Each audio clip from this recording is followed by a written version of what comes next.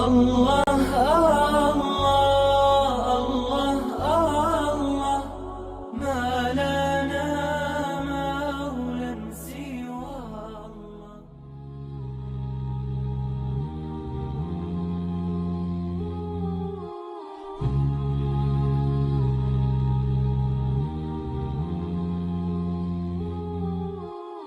Your strengths so that you can utilize those for dawah. Everyone, Allah will make it easy for them for the purpose that they were created. Right? So you have the general purpose of creation in the Quran, very clear, right? This verse tells us that we're here for a purpose. It gives us the general purpose of life and the general purpose of creation. And then you can say that people also have a more specific. Allah gave each person specific traits and characteristics to use to bring people to His, to La ilaha illallah, to His tawheed, right? So we'll talk about, number one, the proper methodology. Number two, your own characteristics, your own personality. And we'll do some exercises that will help you determine, hey, what's my personality type? I don't know anything about myself. So it's called self-realization, they say. So you'll learn more about yourself, and then you'll learn which areas you're probably strong in, and where you need a partner, right? So that's how, some people tag team the dawah, and they are very successful in that method. And it's because those two have maybe two different personalities and two different backgrounds that complement one another and make them stronger together. So inshallah, we'll talk about that. But before that, the Prophet ﷺ mentioned that the angels lower their wings for the seeker of knowledge. The one who seeks knowledge, the angels lower their wings for them. And the scholars have two interpretations of lower the wings. One, they won't fly over you out of respect. Believe it or not, this is one of the interpretations. And the other one is that they surround and protect the student. And so may Allah subhanahu wa ta'ala make us among those who are the students of knowledge. So really the target audience for this is obviously Muslims, people of other faiths also, students and adults. So really the content is structured, to prepare people to understand the different perspective of dawah from a Muslim perspective mainly. The three main objectives I plan to fulfill by developing this course was, one, to teach you to be confident, self-esteem. And why do I say that? Many, many times, just talking to brothers and sisters of our own faith, we're not even talking outside of Islam. The number one issue they mention is that I'm not strong in my deen, or I don't even feel like this type of environment here in the West in America, I can even talk to anybody, right? Because it's a toxic environment, right? Their assumption is that nobody wants to hear it. Nobody wants to hear the other side of the coin, right? So one of the number one issues is that people don't have confidence in themselves. And you'll find, and we'll cover this, that self-confidence or self-esteem is a prophetic concept, right? The Prophet ﷺ had self-esteem, not arrogance, self-esteem. There's a difference. And some people assume that the Muslim identity does not have self-esteem. So we'll talk about, inshallah, about self-esteem. The second one is, again, fulfilling the most noble role or occupation of the messengers, peace and blessings be upon them. Da'wah is a prophetic call. It is what every prophet ﷺ was sent with, and sent to do, and sent to accomplish. And some of them we know came out with 0 followers. Some of them came out with 1 follower. Some of them came out with a handful of followers. And some of them came out with the largest ummah ever to be, which is the ummah of Muhammad sallallahu alayhi wa sallam. And thus the ummah of Muhammad is the first to enter paradise. They are the largest group. And this is the final message to humanity is with the Muslims. And thus it becomes obligatory for them to teach it. So again, fulfilling the role of the messengers, peace and blessings be upon them, which is the role of dawah. The third, being effective in conveying untainted, unmodified message of Islam. We have many, many, many examples of people now, whether it's social media, whether it's the media themselves, whether it is people who believe in a different brand of Islam, we'll call them progressives, or modernists that have modified the religion of Islam to suit the times or to suit people's whims and desires, right? And we have many, many examples of that. But the true da'i doesn't compromise on the principles. So we'll talk about how to be effective and how to maintain that balance of giving them the truth, but also understanding that people are at a different place in their life and trying to understand that the other side of the coin, the person who's being called to Islam.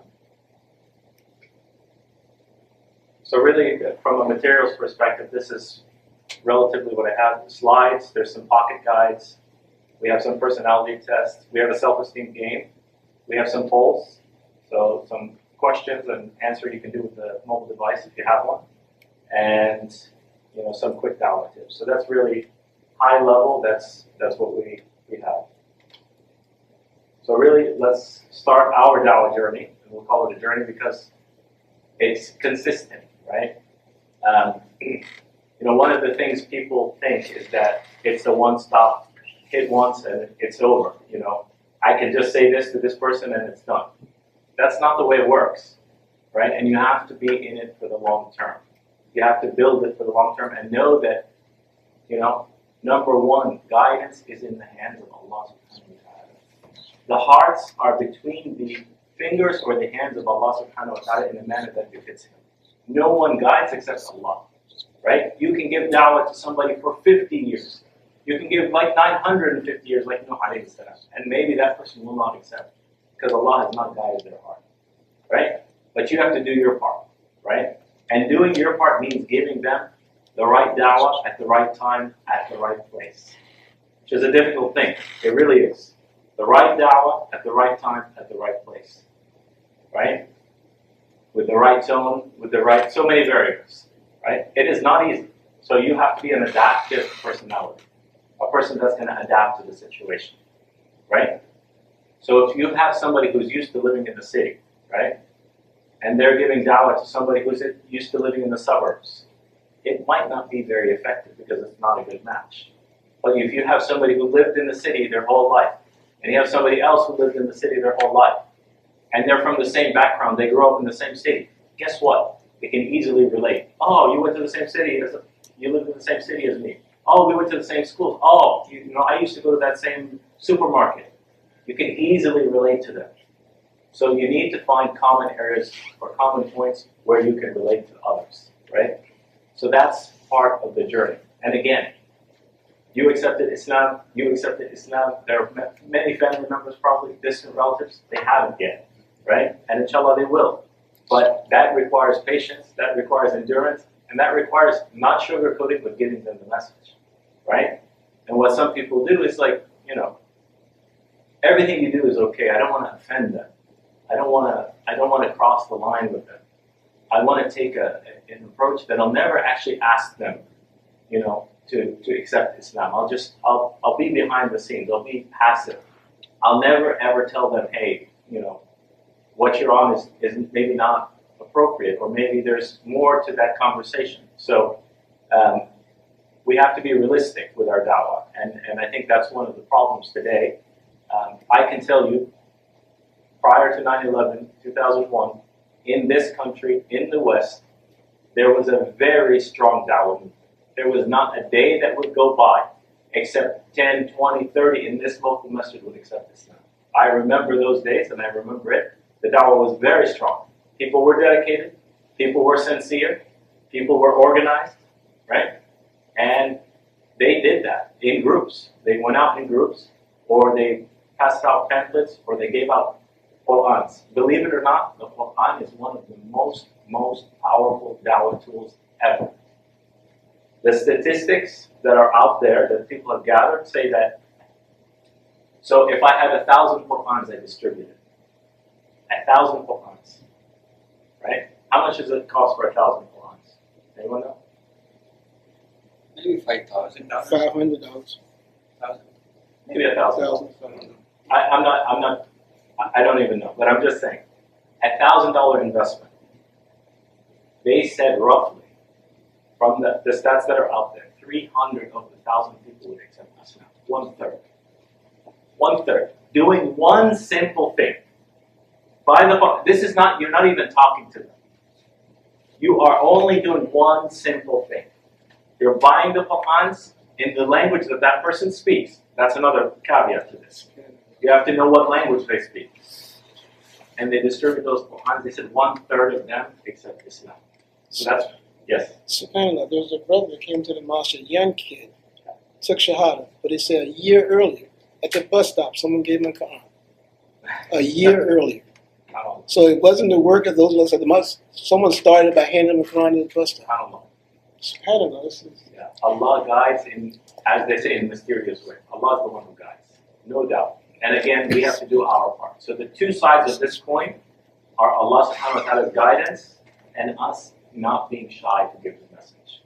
So when these two come together, if Allah wills it that that person will be guided, they will be guided. And they say, some scholars say on the other side, the person who's seeking guidance, if they are sincerely seeking guidance, Allah will guide them. No doubt. So if the person is sincere, they really are struggling inside saying, who do I worship? You know, this Trinity concept doesn't make sense to me. 3 in 1 doesn't make sense to me. Or, you know, worshiping this idol doesn't make sense to me. Or worshiping the sun doesn't make sense to me. Or, you know, I don't believe in organized religion. Or I don't believe in any religion or any intelligent being, right? So people make all of these types of statements about, you know, their beliefs, right? And we have an even greater, worse trend, which is there is a large millennial population that's now growing up in the United States. And the vast majority of those millennials, right? Millennial, does anyone know what a millennial, the definition of millennial is? Born in the Millennial? 80s. Born in the 80s, I think, right? When were they born? In the 80s? So they say generally, yeah, be born after 1980 or 1981. There's different definitions, right? So born after 1981. But this group in its entirety are much more secular, much more liberal, much more saying these types of statements. I don't believe in any religion or organized religion. Right? So this is the general trend, and they are the largest population growing up now, you know, after the baby boomers. So that trend, we as Muslims need to be aware of that trend and target the da'wah to those too. Don't leave out whoever's there, but this growing trend, it's like we're doing a strategic priority to say, hey, we really need to focus on this market segment, this specific trend, because otherwise the future of Muslims in this country will be affected by that and the future of the non-Muslims in this country. And if we really care about people, we're going to work strategically on those items. So really, just high level, what I wanted to focus on, again, really knowing the fiqh of da'wah, knowing Allah and His Messenger and the proper methods. So we'll spend some time, don't worry about the hours. This was just structured. Number 2, knowing yourself and your personality, self-esteem, and your limitations. Number 3, developing your own da'wah strategy and execution plan. So what you can take back to your community and start working on. And you're based on your personality and strengths. So inshallah, we're going to identify your own individual strengths, and that way you can tailor your plan to your strengths. The next one, reuse and customize available means of communication. We'll talk about some of the different da'wah means, right? And what those mean to you and the complexity of managing them and how to deal with some of those. And the last one is all of this knowledge in general, knowledge in Islam. Knowledge has to come first, manners before knowledge, and knowledge before actions. So you need to perfect your manners with other people. That is one of the greatest means of da'wah, right? The Prophet ﷺ had the excellence of character. I was sent to perfect manners. He ﷺ had the most amazing manners with people, with his neighbors, with children, with his wives, with everybody around him, Muslim or non-Muslim. The Prophet ﷺ exhibited the most amazing character. So perfecting your manners is a prerequisite to making dawah, doing your best with that. Nobody's perfect. There's a continual improvement process, and don't be shy. What you think is not perfection may be very good compared to what other people are being raised upon. And so just dealing with people with excellence, with care and love, is one of the core essence of dawah. Really focusing on other people, understanding them, understanding their emotions too. They say 70% of all communication is nonverbal. It's how the person looks. Is the person smiling? Are they happy? Right?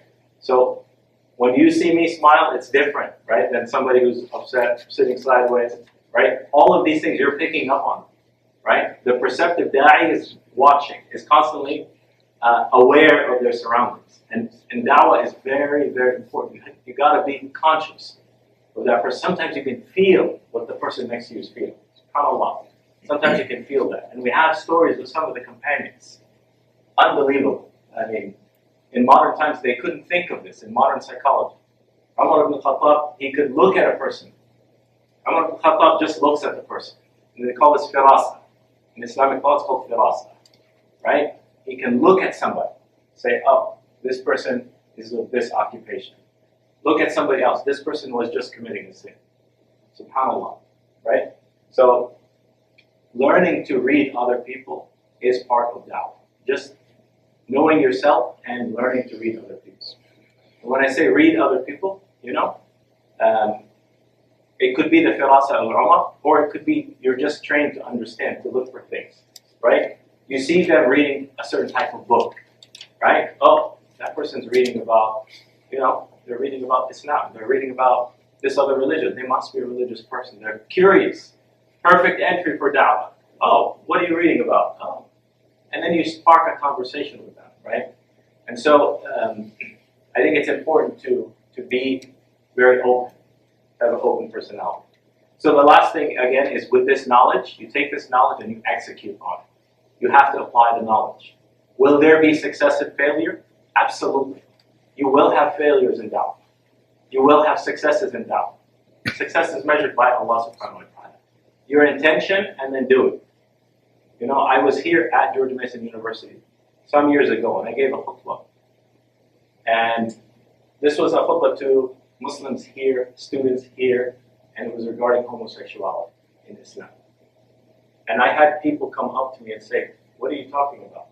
Our own Muslim professors here at George Mason said, no, what's mentioned in the Quran is not homosexuality. It's allowed. What is mentioned is only rape. That is what's not allowed. And I had multiple people come up to me and say this. And I had clearly said, I had explained the verses from Surah An-Nur. And one of them came up to me. And you could say he had a tendency towards that. Right? Towards that's it. And he said, no. I reject what you said outright. And I spoke to him, and I gave him the verses, and I explained to him. Right? And these are real things that people are struggling with now. Younger generation. Right?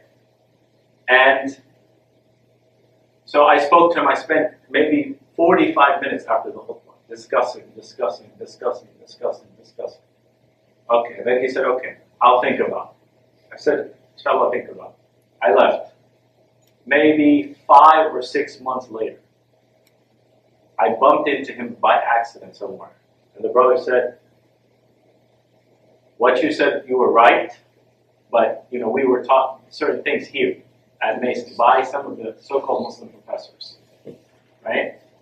And so this discussion with him was a means of dawah. And he said, now I discussed it with 3 or 4 others, and they also retracted from this, understanding.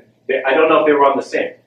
I have no idea. I'm not going there. But they said we retract. They retracted away from this misunderstanding.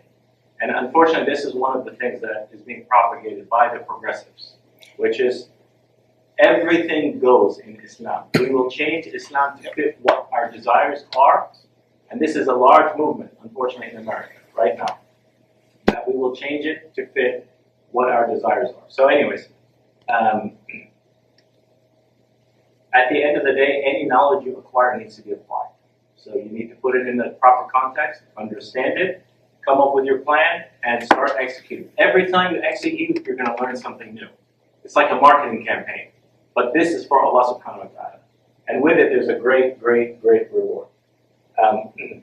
So any questions about what we just mentioned and this general timeline? One question I had was, a lot of people will say dawah is just manners.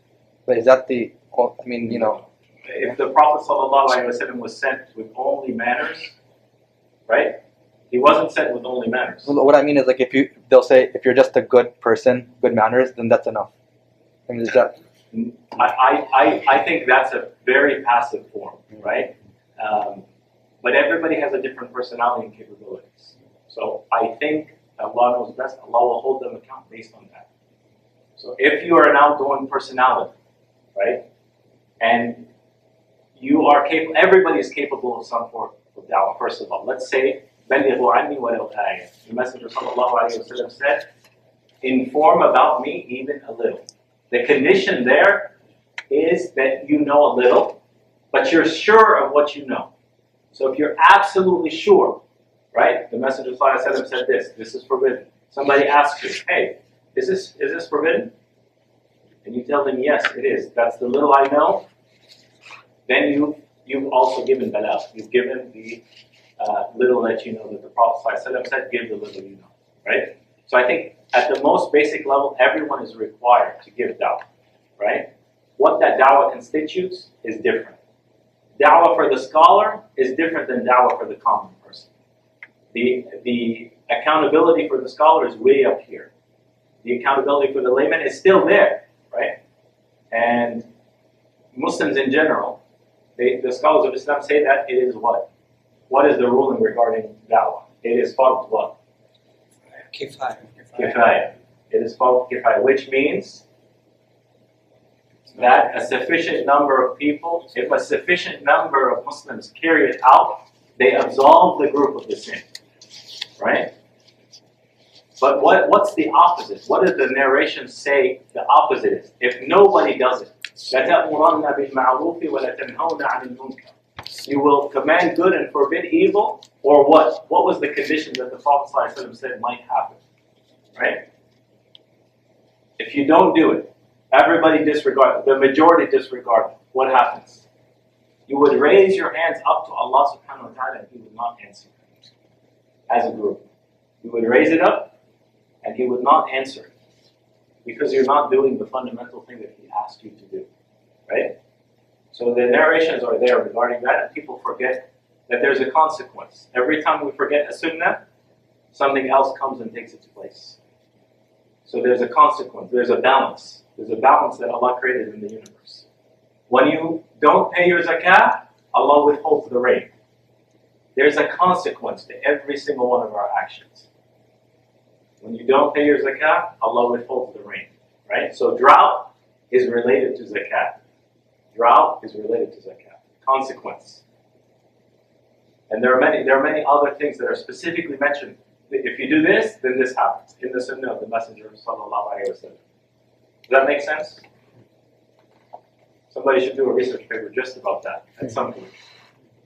Okay, so at the end of all this, again, you need to execute, test, and retest, right? So what I expect, really from this course, understand the meanings, rulings, and hadith. Yes. When you raise your hands to Allah. Yes, it's part of لا تأمرن بالمعروف ولا تنهون عن المنكر. At the end of that, it says when you raise your hands, Allah will not answer. It's a hadith. Yes, it's an authentic narration of the Prophet. Yeah. And at the end of this, again, work with your community and own it, right? The more people we can energize and get involved with da'wah, this movement will grow. In other words, more and more people will do it. And more people will get on board. And it will be easier for you and I to practice our religion whether it's in the workplace or at home or in the supermarket. It gets harder and harder when nobody is spreading the dawah. And the more we spread the dawah, the easier it becomes for everybody. And Allah does bless the society, naturally, because there's more people mentioning His name, more people making istighfar. And the Prophet ﷺ said, I've been given two things, right? And those two things are that Allah wouldn't destroy the Ummah of Muhammad ﷺ while Muhammad ﷺ is with them. As of now, Muhammad ﷺ is gone. The second one, right, to prevent the Ummah being destroyed, was everybody making istighfar. وَمَا كَانَ اللَّهُ لِيُعَذِّبَهُمْ وَهُمْ يَسْتَغْفِرُونَ in Surah At-Tawbah, right? Allah would not destroy them if they're making istighfar. They're constantly asking for forgiveness. As a generality of the Ummah, right? The calamities that happen are in general because of the lack of istighfar to Allah subhanahu wa ta'ala and the lack of practice. Sorry, I had a question. Yes. Maybe I'm like kind of getting ahead, Yeah. and maybe we can get to it if we're, that's later on. So, a lot of times nowadays people equate dawah and interfaith. Yeah. I mean, so what is, we're going to talk about the difference. I'll give you a brief answer. I think, again, just like what I said about the progressives, they've blurred the lines of dawah. People have, actually, believe it or not, the classical Muslim jurists have said the statements that some people have made, unfortunately, in interfaith, there's no difference between my religion and your religion. There's nothing. Then why would I become Muslim? Yes. This statement is a statement of disbelief. Because you're saying there is nothing that Allah revealed that is certain. There is nothing that Allah revealed that you can build off. This Quran has no different value than the Torah and the Injil, and it's been modified. Right? So the classical Muslim jurists say that you've gone too far if you've done this. Right? And I will tell you from speaking with some of the people who have been involved in Dawah in America for 40 or 50 years, they have said that even their faith has been a little bit shaken because of delving too deep in interfaith. Because if you constantly say there's no difference, there's no difference. If you're not constantly reading the Quran and renewing your own faith, doubts are going to come from shaitan. So don't delve too deep in interfaith. Interfaith should be for two reasons.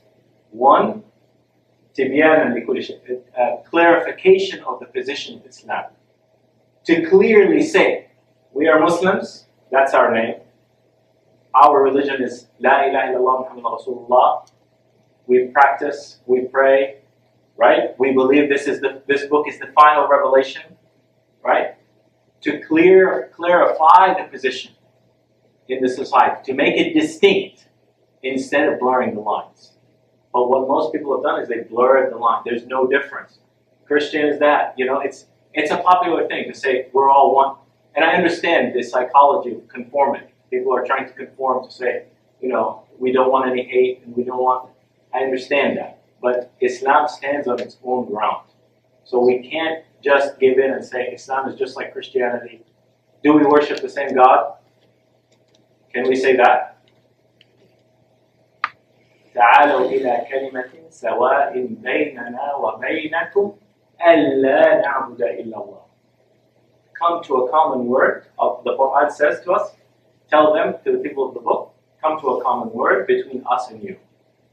ألا نعبد إلا الله. That we worship none but Allah. Right? We can come together on similarities. If we want to discuss from a method, let's talk about the most important thing. So in Dawah, if you're going to have any type of conversation, and this actually happened to me. I was recently, a few weeks ago, maybe a month or two ago, I was on a contract, and I was actually at the State Department. And one of the people there said, they started asking me, oh, you're from Egypt. Oh, well, I'm stationed in Egypt for the last 2 years. Oh, okay. And then she started to have a conversation about fasting. She was like, in Ramadan, everybody's fasting, blah, blah, blah, this. She's like, I manage a team of 60 people. Most of them are Egyptians, right? In Egypt. And she started to ask certain questions about, Islam. And I gave her straight and she was shocked because everybody's sugarcoating there. Everybody's giving her, yeah, that's okay, this is okay. Completely shocked, So that was one. Another one. came and she started to say, ask me about, hey, you're a Muslim, right? I heard that dogs are prohibited in your religion. It's like, dogs? Yeah. I mean, you're not allowed to have them in the home. The angels don't enter the home. Yes, this is one of the reasons. And then she started to ask more. And every day she started to ask more. Every single day she started to ask. But I kept saying, these things are not important. And then she asked about homosexuality, right? Is it a sin in your religion? I said, yeah, absolutely. Absolutely. Do you think God created men and women like this? Right? So you need to turn the table on them sometimes. When they ask the question, you need to turn the table. With tact, with dignity. Right? Turn the table on them. And she began to ask. She kept asking more questions. Every single day for, I think, 3 weeks I was on the project and I left. SubhanAllah, maybe about a few weeks ago, I had a dream. In the dream, I saw her in a public place like this. And she was wearing, SubhanAllah, full hijab and full jilbab. And she came and she said, now is the time, or something like that. She accepted Islam. And may Allah subhanahu wa ta'ala guide her. But in that dream, she accepted Islam from that point, SubhanAllah. So, don't sugarcoat too much. In this day and age, people are sugarcoating so much that the lines are so blurred. And to answer your question, Farouk, yes. I think the lines are blurred, and we got to have clear delineation. It doesn't mean don't use wisdom. When you use wisdom, you try to understand where that person is at, analyze, right? But then bring them to Tawheed. And the Go-Rap methodology, which is mentioned here, right? We're going to talk about that. The first thing you need to do is break their foundation from shirk and whatever they're worshiping, which is take them to Tawheed, take them to the journey of Tawheed. I didn't answer, I briefly answered her question about the dogs, but I immediately went to Tawheed. What's your concept of God? What do you worship? What do you believe? Well, I believe there is a higher being, but I don't believe in any organized religion. I don't believe in any religion. Religions are all bad. They're all evil. Every source of every war is caused by religion, right? That's what they say. This is the common thing you will hear, right? Religions are evil, right? So how do we respond? So how would you respond? So If somebody said religion is evil, how would you respond? people are evil, not the religion. Very good. Yes, separate the people from the religion. Yes. First, we should find out from that person what do you understand by religion. Yes. What is your common understanding? Yes. So I don't say, if you say religion, then I don't follow that. Yeah. I follow a lifestyle or the way that is legislated for me by the Creator. Yes. Straightforward. Okay. Anyone else? Do you guys get any questions like this, or? I mean, I'm taking the philosophy of Yeah. your class right now, and my professor he's very vocal about being against Islamophobia and everything. But he'll say snide comments about but I don't believe in God, or religion does this. Right. So I've encountered that a couple times, but I haven't said anything because it's in the middle of lecture and stuff, and I'm I work a job, so he knows where I stand on that. But Yeah. So most people who are professors of philosophy are agnostic or atheist. And unfortunately, the Aristotle and the Plato, all of those philosophers, because they delved so much into philosophy and answering questions that they didn't have firm grounding. The Quran is so clear. It gives you the clearest logic, right? Because they didn't have that guidance, they went astray, and most of them didn't worship. They didn't worship Allah, and most of them were even atheists, right?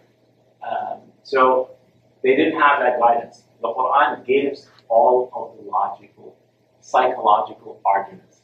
Every argument you can think of will be found in this book. I guarantee it. I guarantee you anything you can think of, it will be found in this book. And it will be answered in the manner the way of you thinking of it. Right? Because Allah created us and Allah knows how we think. And Allah has مَا فَرَّطْنَا فِي الْكِتَابِ مِنْ شَيْءٍ. We have left nothing uncovered or unrevealed in this book. Nothing. So the answers are there. It's us, for the people of Dawah, people of Islam, to understand those arguments and resend them back to the society in the manner that they understand. We have to understand popular culture. We have to understand how people think. We have to understand how people, talk about different things, what they're thinking about. But the Quran, again, addresses any logical argument that leads to Allah subhanahu wa ta'ala. It's addressed there. Right? Yes. I think also we can say that history attests to the fact that there have been more wars and conflict for other reasons than religion. Right? Yeah. I think that would be a fair statement. I can say yes, but other people, history is a one-sided view always. So you can say, my history books say, and your history books say, his history books say, and their history books say, right? So for example, the whole issue of, with Salah ad-Din. One time I was in a taxi cab driver, and he's like, oh, you're a Muslim. And he just started going off, and Salah ad-Din, he was so evil, and, Salah ad-Din let the Christians go, and they killed the Muslims. Most people don't say anything about that, right? Richard Lionheart, yeah. So Salah ad-Din was too merciful, and that's what happened. And they turned on, they killed, they slaughtered men and women and children. That's when the Muslims let them go, right? But the whole issue, of war, absolutely. I mean, there have been more Christian-based killings than even now. I mean, but the agenda is clear. At least the Muslims are awake now. They know the agenda is clear, right? That people are saying Islam is responsible for this and that, and then when the white person does the shooting, let them go again. So yeah, they're mentally ill. We know the argument now. If it's a Muslim, it's for his terrorist religion. If it's for a white person, it's because he was mentally ill. It has nothing to do with the gun laws. It has nothing to do that there's more than one gun for every man, woman, and child in America. There's more than one. There's probably more than two. For every single man, woman, and child, there's at least 2 guns. So, but they will use some other justification for that. Yeah. Did I answer your question? Yeah. So let's jump into a little more meat and potatoes, inshallah. Really quickly, the definition of dawah. Linguistically, from a language perspective, an Arabic language perspective, it means to call, to request, to encourage, to incline towards, to supplicate, to command, to seek aid, to ask, or to command. Da'a is the root. Tad'u is another one of the verbs. That's the active verb of calling somebody. But more importantly, Islamically, what's the meaning of da'wah?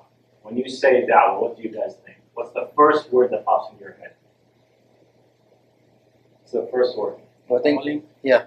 Well, I mean, if you're from India or Pakistan, a dawat is like an invitation to a dinner party. Okay. So I think it's similar roots though, but that's the first thing. If you said first thing that pops up. So it's a dinner party. Yeah, they said right. I mean, they said dawat, right? Dawat. It is the same verb that the Prophet ﷺ used. He said that the nations would gather one on one and invite, like a person invites his friends to, or he hosts a dinner party. Yeah. He used that same root word. The Prophet ﷺ used that. So it can be used in that sense, absolutely, linguistically, right? But da'wah is an invitation. It shouldn't be a fight or a debate. In limited circumstances, I will say this: it needs to be a debate. It needs to be a fight.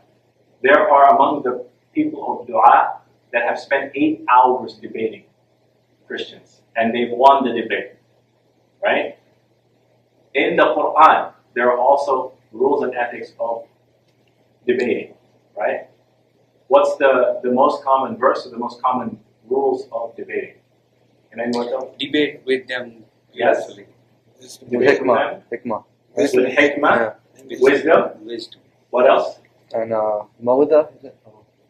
Hikmah, maw'idah hasana. Mawida. Right? What's maw'idah? The reminders or Reminders or examples, right? Reminders and examples. Give them something they can relate to, and yes. وَادْعُ إِلَى سَبِيلِ رَبِّكَ بِالْحِكْمَةِ, right? Call to the name of your Lord, or the path of your Lord. The general path, right? With wisdom and good manners, right? And what else did we mention? Wisdom, good manners? The example that they can relate to. Yes, give them an example or something they can relate to, right? Also, something that's very, very important. We're going to talk a little bit about this. Understanding that person's emotions. When you look at somebody, don't just think of what they say. Read the nonverbals. Again, we said 70% of all communication is you reading the nonverbals. If you know they're upset at something, you need to get to understand before you even talk to them. Maybe it's not the right time to talk to them because they're upset about something. They're going to reject it outright, right? So you need to see, right? Look at what they're telling you without saying it, right? So look for those cues, right? Somebody's standing like this. They always say this is a sign they're upset or they're thinking about something, right? So if you go up to somebody who, standing like this, maybe it's not a good time. They're waiting for something. That's probably not a good time to give them dawah, right? But maybe it's a time to say, hey, do you need some help with something? Maybe I can help you, right? Then it opens the door, right? So you need to look for those cues. Look for those cues. So again, debate is a form of dawah. It's acceptable in certain situations. Can anyone think of Musa alayhi salam in terms of debate or something that they did at the time of Musa alayhi salam with the Pharaoh? That's what the whole discussion. He was giving dawah. Allah asked him to give dawah first. Yes. How about with the magicians? Magicians. Right? Was that a form of dawah? Because it's something that they can relate to. Something that they can relate to, but what else? Like, what did he do? It was, first of all, it was in a public place. Public place. Second of all, it was a challenge, right? Right? And what was the outcome? the magicians accepted. The magicians accepted, right? We have also the story of Surah Al-Buruj, Ashab al-Ukhdud, the people of the ditch. Similar story, right? In the sense that the young boy, there was the boy, the sorcerer, and the monk, and the king, right? He brought them all in a public place, right? And he said, if you do what I say Bismillah in the name of the boy and shoot the arrow, then you will kill me. After the king tried many things, right?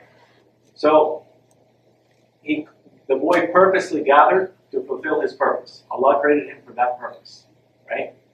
And he brought them all together. Every single person accepted Islam, and the king of that time took them all hostage, right? And he burned them alive, right? He burned them alive. But the point is, in da'wah, sometimes you will have to be a very heated debate, head to head, in a public place, right? And those are for the more specialized people of da'wah, the scholars, that can handle that and rely on Allah subhanahu wa ta'ala to bring them through that. Because that does happen, right? And sometimes that is the right answer. When people reject multiple times, there can be that. And the Quran, ثُمَّ نَبْتَهِي فَنَجْعَلْ لَعْنَةَ اللَّهِ Ibtihad, right? There's a verse that tells us about, right, with Bani Israel, that a person can use this method, right? And this method is, right, let's come together and we'll stand in a public place. And if I'm right, then we'll ask Allah to do this. Can you do that? That would be to the extreme. I mean, It's an last extreme. resort. Exactly, it's a You last have to. resort. But it can be done. It is in the It Quran, is, yeah. right? That's a last resort. But imagine there's an auditorium of 50,000 or 100,000 people. There is a debate. And there is a debate, right? And this person says, this and this and this, and they keep, twisting the words, right? And that's why there are sometimes debates that keep going on and on and on, and they don't end anywhere. So you need to own the conversation. As a da'i, you need to own the conversation. Speak to them with dignity, good manners, and respect, but you need to drive the conversation. Because if you let them drive it, it's going to twist and turn and twist and turn. You'll never get to the destination, right? So there are, again, manners of debate, and again, people need to be specialized in debate to handle those, not the common person. Now, you have some people in the media, right? You have some people that are people of debate. For example, Riza Aslan. He's a person of debate, right? He says that I believe in the historical account of Isa alayhi salam, according to the Christians. But he claims to be a Muslim. So, can this be a proper manner of debate? He says he's a historian. So he's twisted the words. You can't do that, right? So he's gotten outside the bounds of speaking about Islam with the proper context, right? So you can't do that. You can't twist the words of Islam and say, I believe that, Jesus died for people's sins, but I'm a Muslim, and it's very confusing for you, right? And he says he's a historian. There are many others, right? So, we have to understand people and where they're coming from, right? Mahdi also, what's his name? Mahdi Hassan. What's the last name? Mahdi Hassan. Yes. Very good manners of debate, right? The British. Very good manners of debate, no doubt. Good for Dawah, right? But We can use that tool. use the tools, but don't follow the methodology. The methodology is wrong, right? Maybe these people have become very popular, but it doesn't mean it's right. Yeah. It does not mean it's right. So they've broken the basic rules of Dawah. All What right. did he say? Yes. What did Mehdi Hassan say? So there are a couple issues in terms of Yeah, all right. So in terms of the methodology is not right in terms of His debate style, or what did the? in some of the things that he said also. Okay. It's not just the style. Okay. It's not a stylistic thing. Mm.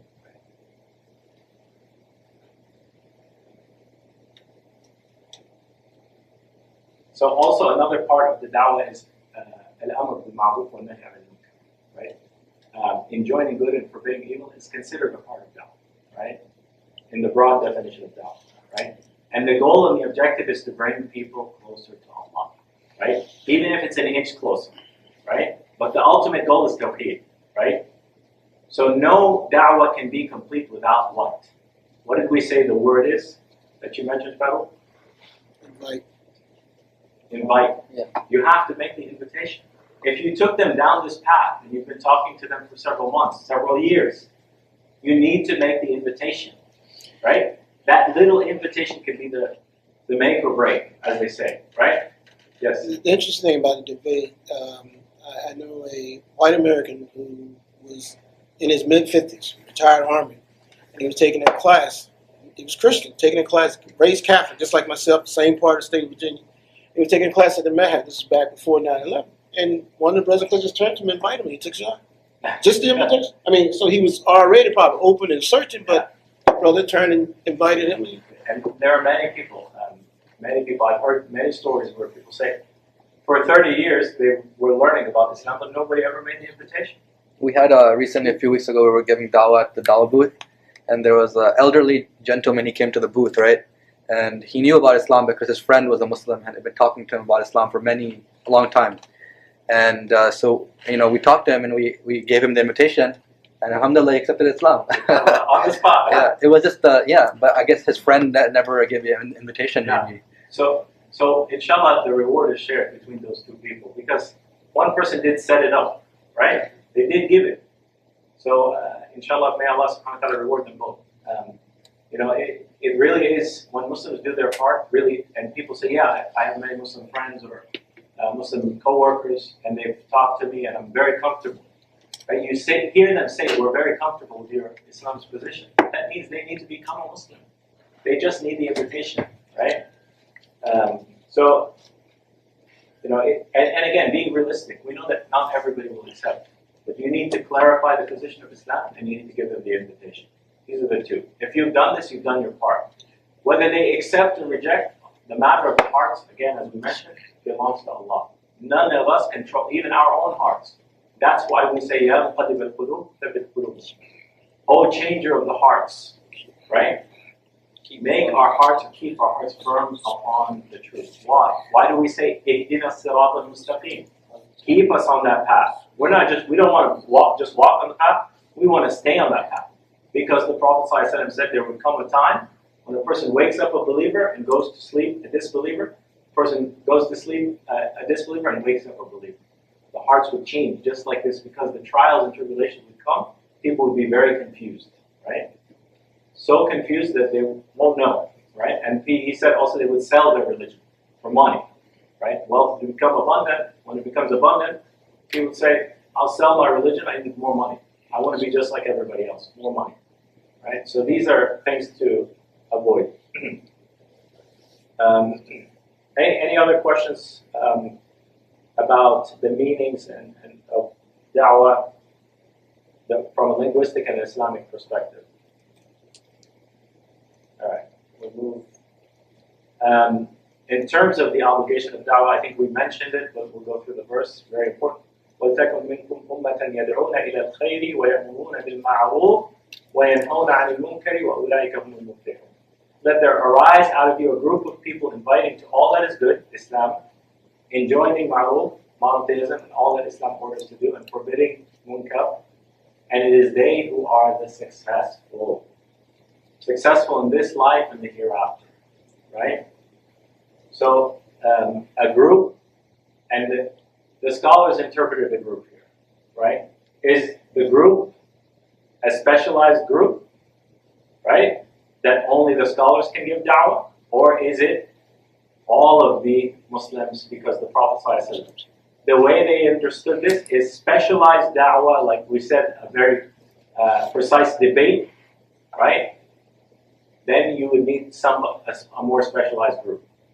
If it's general da'wah, everybody should be able to do it, and as long as a sufficient number of Muslims do it, it absolves the rest of them of the sin. Fard kifaya. Fard kifaya, not fard ayn, right? So, some takeaways from this verse: success is not guaranteed. You will have failures, right? And it's not because your approach was wrong. Your approach might have been 100% right, but Allah decreed that this person would not be guided at this time, right? And you never know. We have instances where people at the end of their life, literally, Allah has given them the ability to say La ilaha illallah. There's a video from Abu Ishaq al-Huwaini, who's a great Egyptian scholar of hadith, who's very ill right now. He gave the example, and this is a true thing that happened in Egypt. There was a son and his mother in the hospital in Egypt, and they were Coptic Christians. They're not Muslims at all. And the mother was ill, and she's in a wheelchair, and the son was with her. And the son said, I'm just going to go away, my mother, for a few minutes, just to go get some water for her. Something like that. He left. There's a group of Muslim brothers sitting, and they began to hear the sound of when the soul was exiting, like somebody choking, right next to them. And they stood up, and they saw this woman, and they said, say la ilaha illallah. She couldn't say it at first, then they said, say la ilaha illallah. She couldn't say it, then they asked her again, say la ilaha illallah. She said, la ilaha illallah, Muhammadur Rasulullah. And literally she passed away. The son came back, and Abu Ishaq al-Huwaini says that when he came back, he was very distraught. His mother had just passed, and they told him, "Don't worry." He said, "Why do you say don't worry?" He said, "Don't worry." She said, "La ilaha illallah Muhammadur Rasulullah." And the young man says, or her son says, "You sons of a thief, you made her kafir." And And then they didn't know. The brothers didn't know. They went to just check on her. They didn't know that she wasn't a Muslim. They had no idea. So when they gave her the shahada, they were giving her the shahada, not knowing, and she accepted it, and she said it, and she died upon it. And the son is saying, now you made her Catholic from Christianity.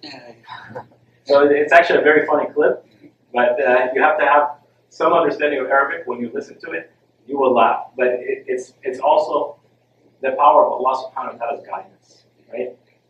This woman must have asked for guidance, and Allah subhanahu wa ta'ala gave her that guidance right before she died. Literally. Yes. And when you say the power of Allah, when you look at a lot of situations like that, the fact that he needed a drink of water at that moment, Yes. these brothers were sitting out there. Yes. I mean, Allah the brought them. timing and so many things, you see it clearly. Yes. SubhanAllah. In the context, I mean, I don't want to take your time. My mother, after I accepted Islam, I told my father, we didn't go to India for about 10 years. Yes. And I accepted Islam just after I came in, after like 1 year later. Since then, I've been making dua, and then I went there a few years. Just 2 years ago only, I've been telling my mother, because has been very staunch idol worship. Yeah. And you know, the walking on the fire, if you know the ritual, she used to do that. Yeah. And I told her, she looked at us and everything okay, but she didn't accept Islam. I gave explanation, details, everything. Allah, She didn't. keep giving her and keep treating her as Yeah. Allah said.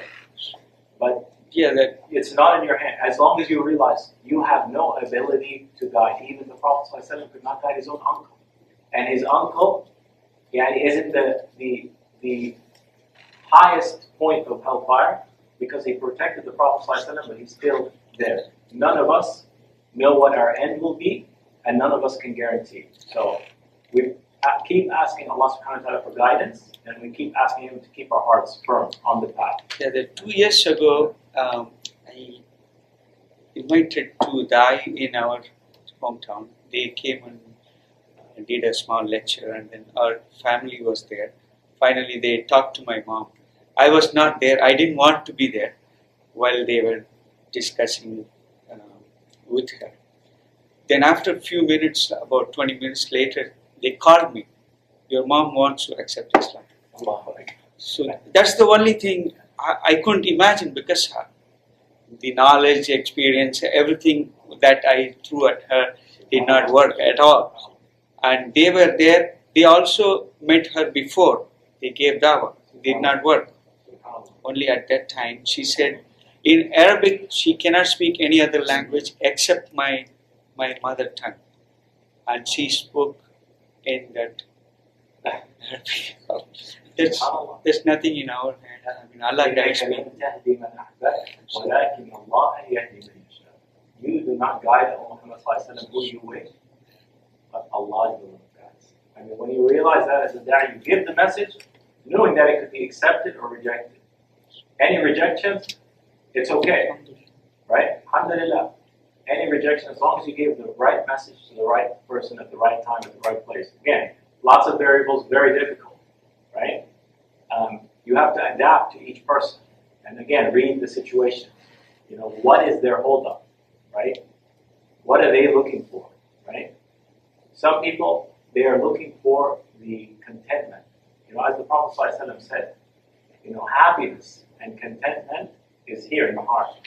And those who mention Allah's name and recite the Quran will always have it. And if the non-believers knew what is in our hearts, a fraction of what is in our hearts from contentment, they would fight us. They would bring their militaries and they would fight us for that contentment to get what we have. So it's the problem is us not giving enough of the message. Does that make sense? All right. Do you guys want to take a break? Are you bored? Yeah. Take a break if you want. 5 minute break? Yeah, 10 minute take a break, yeah. Okay, we'll take a 10 minute break. Yeah.